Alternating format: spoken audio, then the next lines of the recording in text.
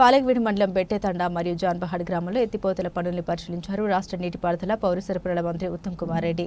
ఈ సందర్భంగా మంత్రి ఉత్తమ్ కుమార్ రెడ్డి మాట్లాడారు. నీటి లభ్యత ఉన్న ప్రతి చోట ఎత్తిపోతల పథకాన్ని నిర్మించి కొత్త ఆయకట్టును సాగులోకి తేవాలన్నది ప్రభుత్వ సంకల్పంగా పెట్టుకుని ముందుకు పోతున్నామన్నారు. అందులో భాగంగానే మూసి నీటితో ఇది పూర్తయితే బెట్టేతండ, పాడేతండ, సజ్జాపురం తదితర గ్రామాలకు చెందిన 2041 ఎకరాలు సస్యశ్యామలంగా మారుతాయని ఆయన తెలిపారు. బెట్టేతండ వద్ద ఎత్తిపోతల పథకాన్ని నిర్మిస్తున్నామన్నారు. 2176 మంది రైతాంగానికి లబ్ధి చేకూర్చనున్న ఈ ఎత్తిపోతల పథకం మీద ప్రభుత్వం 33.83 కోట్లు ఖర్చు పెడుతుందన్నారు. అంటే ఒక్క ఎకరాకు 1,66,000 ఖర్చు పెట్టి కొత్త ఆయకట్టును సద్యంలోకి తీస్తున్నట్లు ఆయన వివరించారు. పైగా ఈ ఎత్తిపోతల పథకం పూర్తయితే లబ్ధి పొందేది పెద్ద సంఖ్యలో గిరిజన రైతులని ఆయన చెప్పుకొచ్చారు. ఈ ఎత్తిపోతల పథకాన్ని యుద్ధ ప్రాతిపదికన పూర్తి చేసేందుకు గాను ఇప్పటికే భూసేకరణ పూర్తి చేసి భూ నిర్వాసితులకు నగదు చెల్లించినట్లు ఆయన తెలిపారు. పనులు వేగవంతంగా పూర్తి చేసి ఆగస్టు మాసాంతానికి నీరు అందిస్తామని మంత్రి ఉత్తమ్ కుమార్ రెడ్డి స్పష్టం చేశారు. ఇది మన హయాంలోనే బెట్టెతండ, పాడెతండ, సజ్జాపురం గ్రామాలకి 2041 ఎకరాలకి నిర్మాణంలోనే లిఫ్ట్. మీ అందరూ తెలుసు మూసీ నది. ఈ నీళ్లతో ఇక్కడ మరి పొలాలకు నీళ్ళు ఇవ్వడానికి ఈ లిఫ్ట్ నిర్మాణం చేయిస్తున్నాం.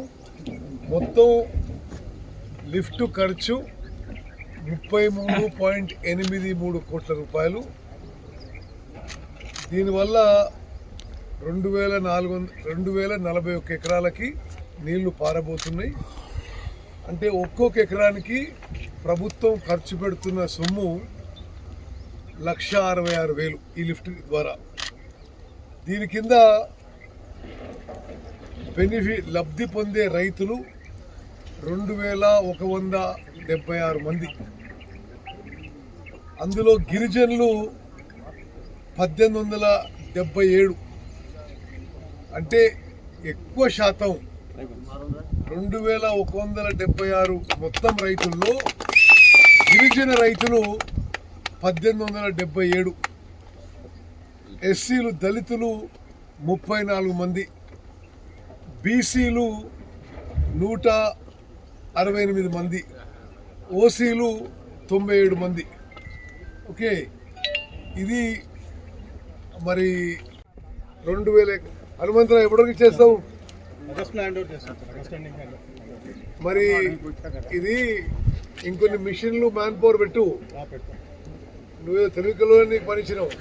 ఓకే, వార్ ఫుటింగ్ లో పూర్తి చేయాలి. ఓకే,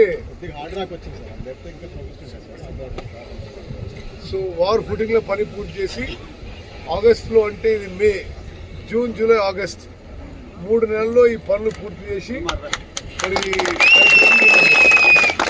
ధన్యవాదాలు. విలేకరు మిత్రులందరూ ఇప్పుడు జాన్పాడ్ లిఫ్ట్ చూద్దాం.